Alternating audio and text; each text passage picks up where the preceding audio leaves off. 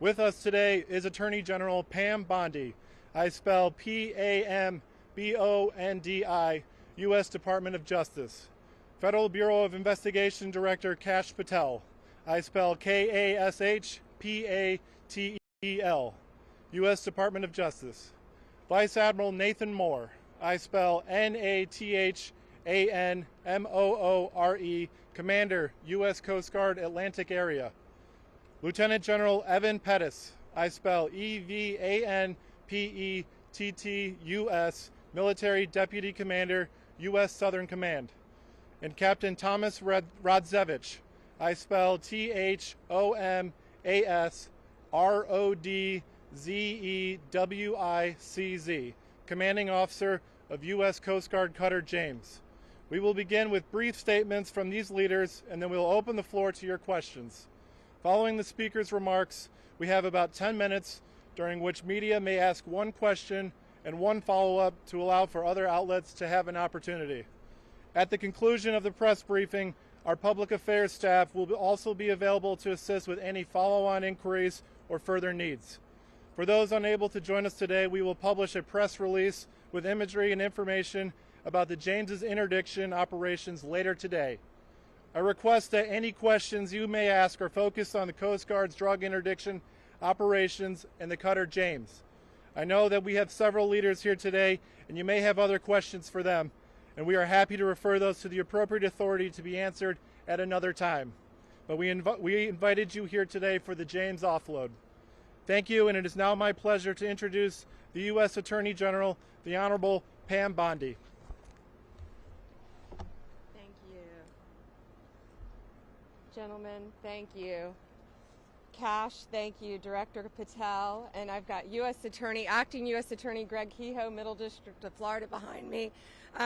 Thank you all for being here today. Today's operation is an example of the unprecedented collaboration between the military and the Department of Justice components, working closely with the U.S. Coast Guard.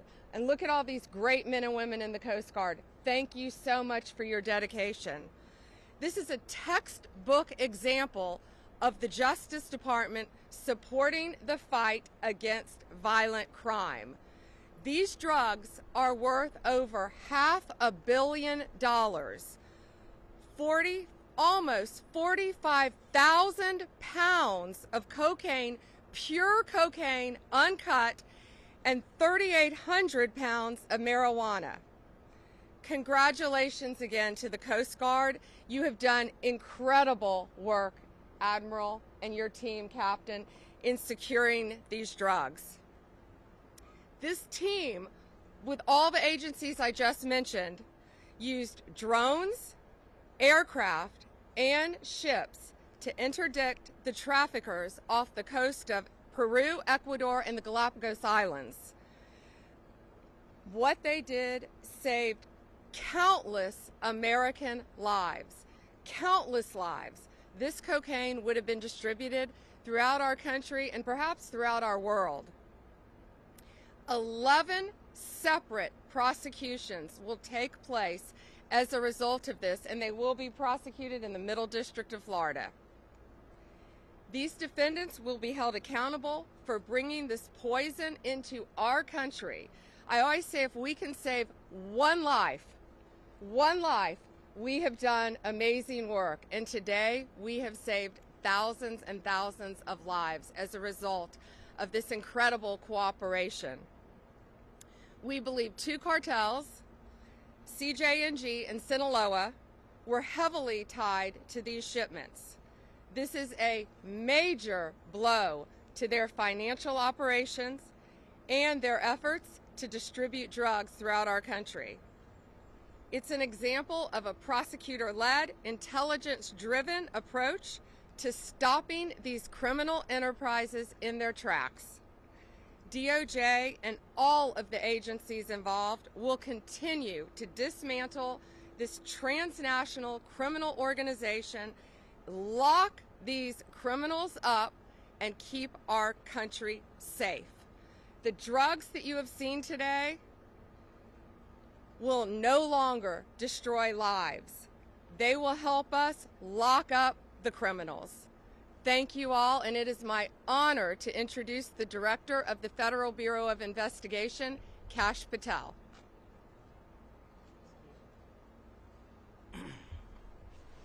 Thank you all for being here. General Bondi, we're here today because of your dedicated leadership to safeguard American lives, because you had the courage to follow President Trump's courage to put our children first and to make sure that the narco traffickers, and make no mistake, this administration has labeled them foreign terrorist organizations because that's what they are. There is no lethal force on planet Earth that is responsible for an overdose death of an American citizen every 7 minutes, more so than these federal terrorist organizations, foreign terrorist organizations. We are humbled to be a part of this Department of Justice, and we are going to continue to safeguard our streets. This is what it looks like when the United States whole of government approach brings every resource to bear, from the Department of Defense and the United States Coast Guard, from HSI, from FBI, from DEA, and so many others. They are going to get all the drugs off the streets, off the markets, and as Attorney General Bondi said, we are going to lock them up. They are no longer going to be free to roam. We are going to dismantle the next man up theory that has been breeding in these Mexican cartels for generations. No more.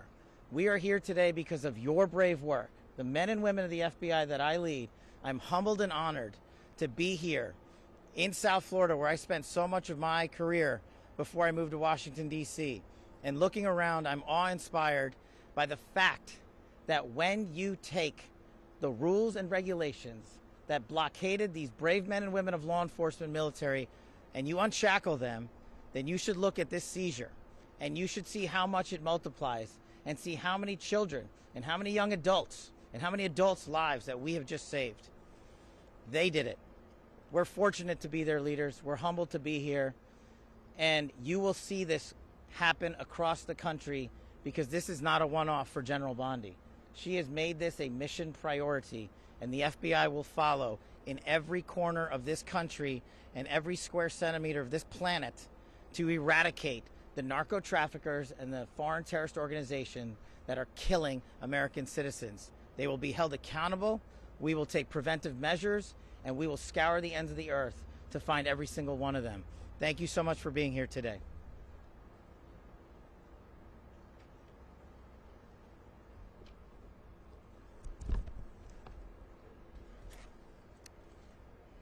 Good morning. We welcome the crew of the James back from a remarkable patrol where they seized $510 million of illegal drugs, that's cocaine and marijuana, that was interdicted at sea before it can reach the U.S. border. So what does that number actually mean? You know, what does the number besides the dollar sign mean? It means 154 lives saved directly from cocaine-related overdose deaths in this country. It means that there's almost 11,000 less new cocaine users that are going to get access to the drugs. It means that we've saved at least $16.5 million on costs related to inmate care and health care for people inflicted with these drugs. And from the Coast Guard standpoint, what this really means is a beautiful ship like the James heralds a new time for us, a new time of assets that impact the United States strategies for countering these cartels in new ways and disrupting the flow of illegal drugs. Just since February, the combined efforts of Coast Guard cutters James, Stone, Weishi, and Mohawk yielded over 59 metric tons of narcotics seized. That's $1.5 billion of revenue to the cartels. This success is a team success made possible through the dedication and coordination of our partners in DHS, DOD, and DOJ. Every day, the Coast Guard controls, secures, and defends the border and maritime approaches of this country, proudly serving as part of DHS at all times and as a military service and part of the armed forces. On the water and in the air, the Coast Guard and our partners are on the front lines to fight against these foreign terrorist organizations, including the cartels and other dangerous criminals who seek to traffic bulk cocaine, including illegal fentanyl and other deadly drugs, from entering into our communities. Under our DHS leadership, the Coast Guard has worked diligently to harden and secure the U.S. southern border and maritime approaches. Our message to the cartels is simple. We own the sea. You do not. We will find you, we will hunt you down, we will stop you before you reach our border, before you can smuggle these drugs into our country. To the crew of the James you see here and all of our partners gathered, thank you for the great work keeping America safe. Thank you very much, everyone. Semper Paratus.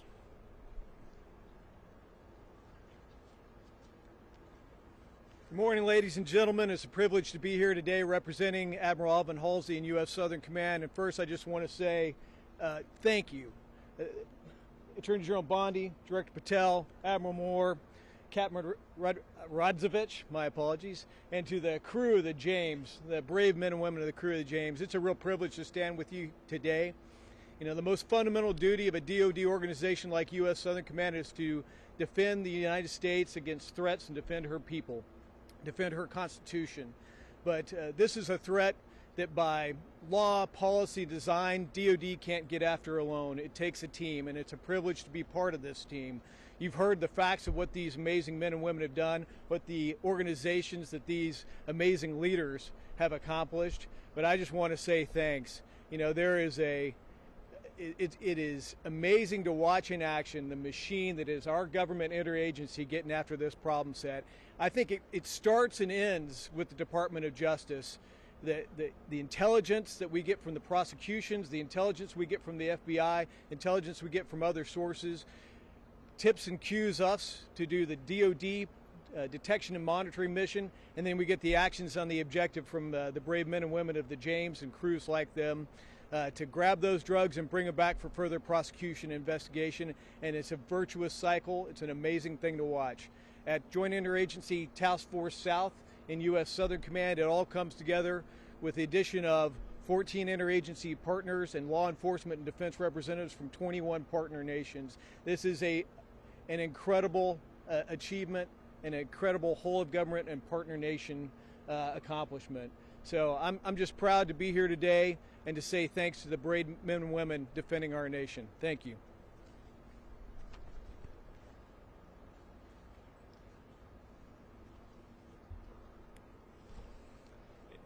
It's with great pride I stand before you today reflecting on the tremendous accomplishments of Coast Guard Cutter James and the crew.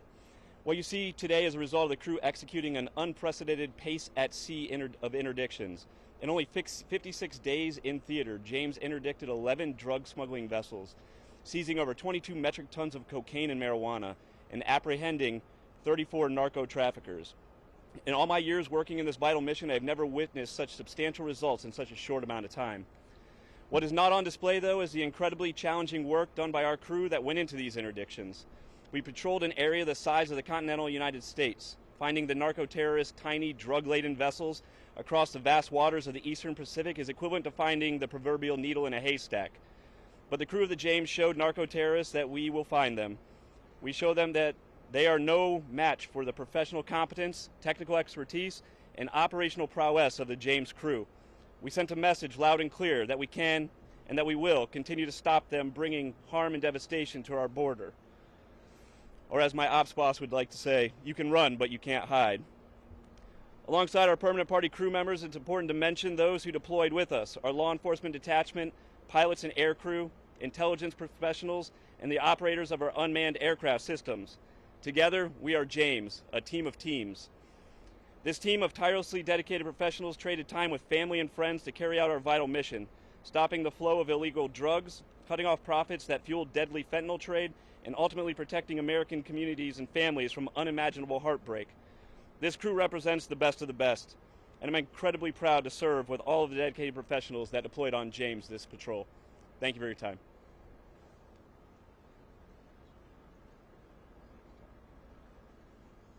So we have a brief period for question and answer.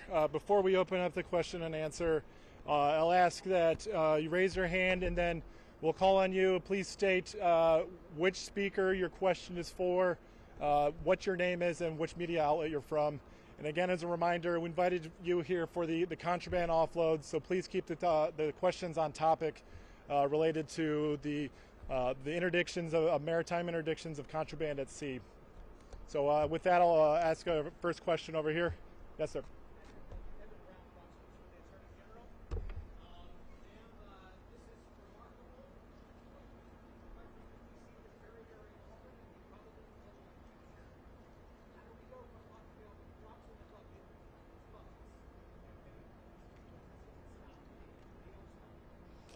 Eben, this is not a drop in the bucket. Behind you is $500 million of pure cocaine, uncut cocaine. So when they cut this poison with baking soda and whatever else they cut it with, it will multiply even more times than you can imagine. We are saving thousands and thousands of lives. These brave men and women, you know, we often talk about the Coast Guard and General, we talk about all the time our great men and women in law enforcement and the military, but sometimes I feel like the Coast Guard is overlooked at how incredibly dangerous your jobs are. So thank you again for what you've done and the countless lives that you have all saved today. By 11 defendants are going to be locked up, and if this isn't sending a message loud and clear to Sinaloa and these other cartels, it better be, because they know that these men and women, all of these agencies working together, are coming after them. And if there is more, they will find them and they will arrest them and we will prosecute them.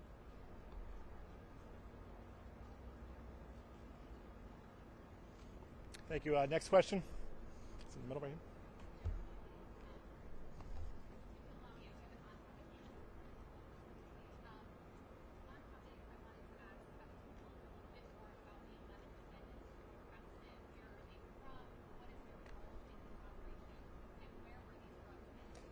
Have we released that yet, or is it still sealed?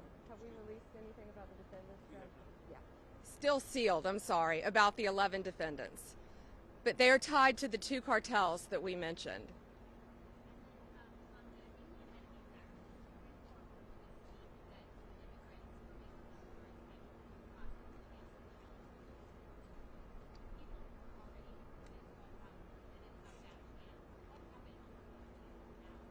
Yeah, well, the 261 that were on that, first of all, we're going to stay on topic from here on, but we are talking about the cartels. We're talking about foreign enemies, so I'll gladly answer that. The 261 on that first flight are 261 reasons why our country is safer. They are not coming back. They are staying in a prison in El Salvador. They are not from our country. They are not migrants. They are illegal aliens who are peddling drugs, guns, and illegal money in a very organized way throughout our country. And that's another reason why our country is safer today. Again, we have limited time, so please keep the questions on topic, and we will follow up with our appropriate public affairs staff to make sure that your needs are met. Yes, over here.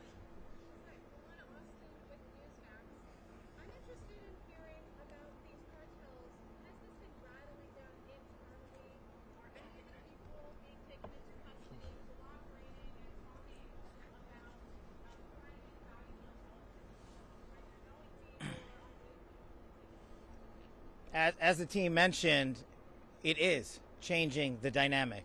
The threat dynamic is changing, and you're seeing it here because it's a collaboration of law enforcement and military intelligence sharing along with the intelligence community that leads to these types of seizures. And as the General and the Admiral mentioned, in such speed that they have not seen in their careers. So it is more than rattling them. And it's not just this mission that the Department of Justice is leading here. This is one big example that we want to showcase the work of a team-led interagency process. And that's what it is. No one is taking credit for it. Everyone is putting the mission first. And the people that are hearing that message the loudest are the cartels and the CJNG and Sinaloa cartels and the others down in the south of the border. But as these brave men and women have mentioned, there is no border that they will not defend. Every border is an operational offensive thanks to this interagency process and the brave folks of JIAF South and Southern Command. All right, we have time for one more question. Yes, over here. I'm wondering, so we talked a little bit about where these individuals are from,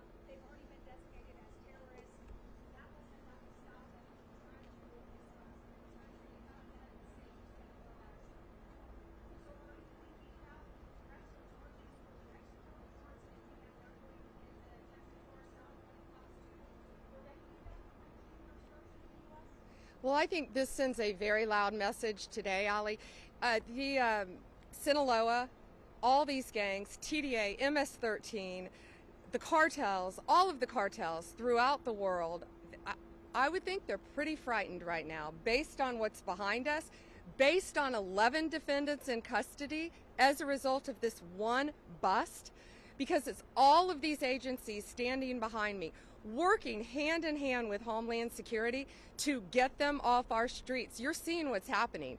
These people are an organized crime unit. And, you know, we've shut down the borders in Mexico, Canada. So now I think they're probably increasing through our ships, through our ports, but they're not going to get away with it, thanks to all these great men and women. It's a multifaceted approach to catching them.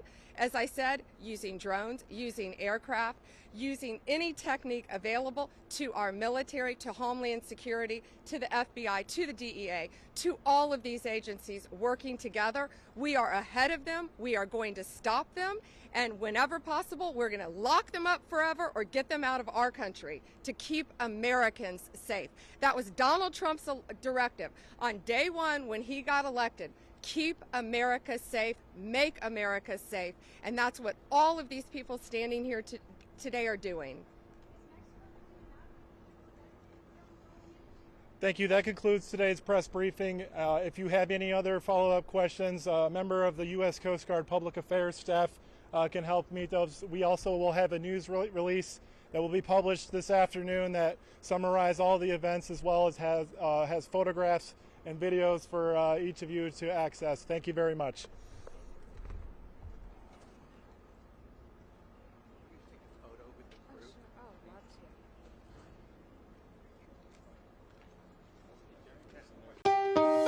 Thanks for watching. Here's another story you may like, and subscribe to the WSBT 22 YouTube channel.